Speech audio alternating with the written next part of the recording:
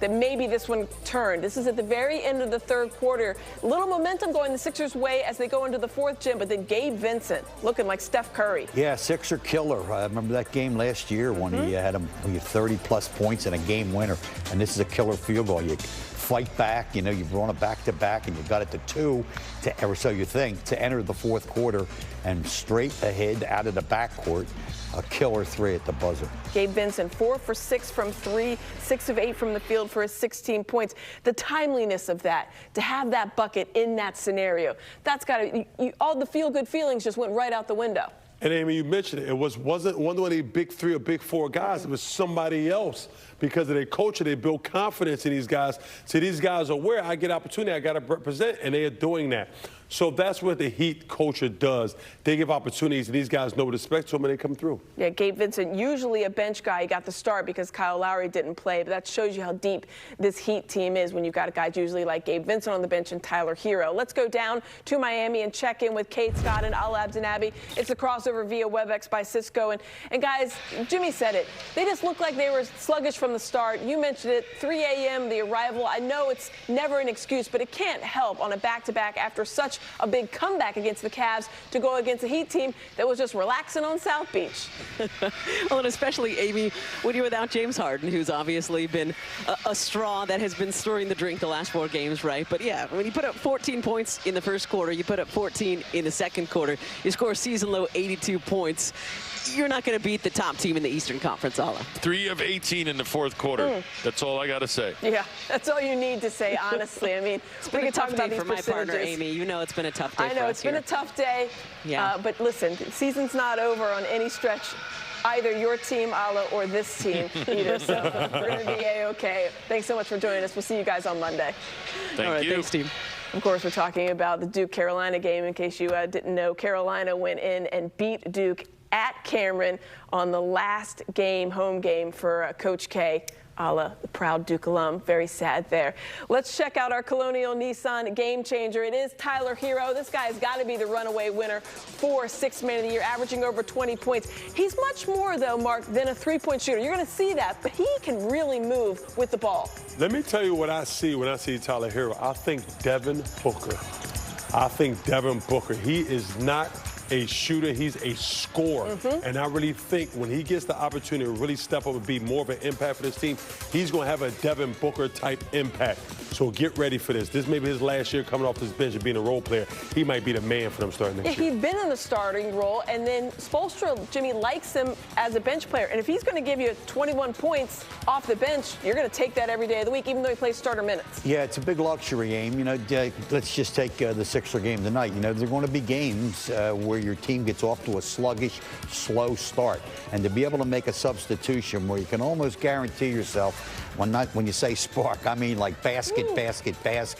And Hero's that type of player. So I think that's probably the main reason that Eric Spoelstra likes bringing him into the game once it started. And the timeliness, when he comes in, he gives you, it's not just a spark, as Jimmy was saying, Mark. It's more than that. It's a real big spark because maybe the Sixers are trying to come back or maybe they're trying to build that lead. And here's a guy that can give you 6-8 points in about 2 minutes work. Absolutely. He's proven, like, I'm big on, you can have a few games where you get all 5, 6, 7 games.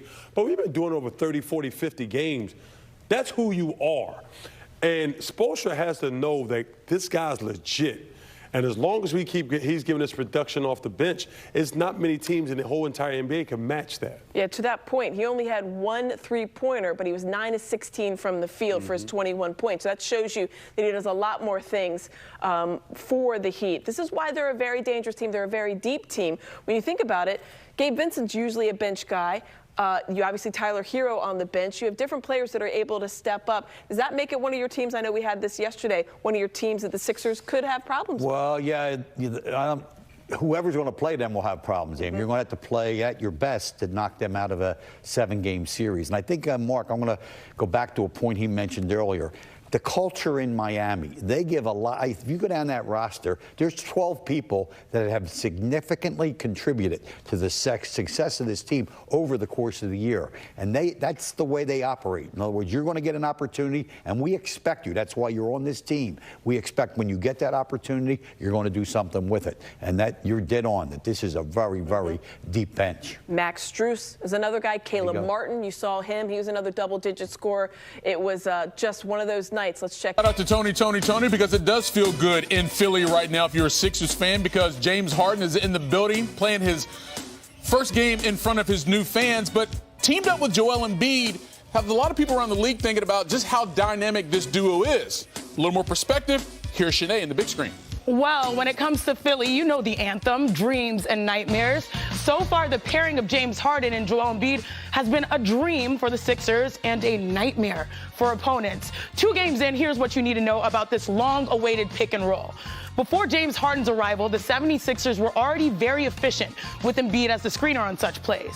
But with Harden, they're scoring more points and have increased their effective field goal percentage from 54% to 62% on those plays. So roll me my tape producer, Joshua, today.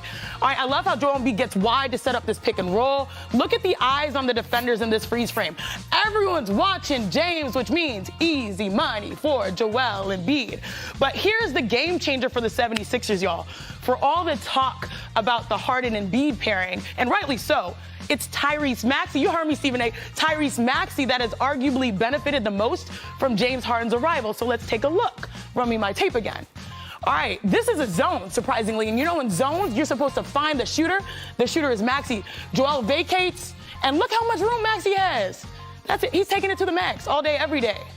With James Harden on the court, Tyrese Maxey is shooting 71%, and the average closest defender is more than 6 feet away. So in other words, Maxey is getting more open looks and knocking them down at a higher rate. So you can only imagine that the rest of the squad is going to continue to benefit from this type of James Harden, Joel Embiid attention. Well, that's the key to having great players. They make other opportunities for the players on their squad to get better. As we look at this 1-2 punch of Embiid and Harden, whether it's across the landscape of the league right now, Stephen A., or maybe some of the best duos we've seen throughout the history, what do you see in terms of potential with these 2 guys together? They could win the championship this year. Or they could go home in the first round. Ooh. This Philadelphia 76ers team could end up playing somebody like Brooklyn in the first round. You don't know what's going to happen. Here's what I will tell you about this. Harden and Embiid together look every bit as sensational as Big Perk has been telling us. I'm not taking anything away from that. Here's the problem that I don't think anybody has picked up on. Maxey has really elevated his level of play. It's got everybody excited. Everybody's excited. Oh, my Lord, Janae just serious. Well, here's the problem. We like him. Here's the problem. He's your point guard. And what you need from him to do is to make sure that you get Tobias Harris involved, who, by the way, walked around averaging 19, almost 20 a game. Do you know what he has in the 2 games that James Harden has played? I know one was a grand 12. total of 18 points Yeah, 12 and 6. on 18 shots. He shot 9 shots.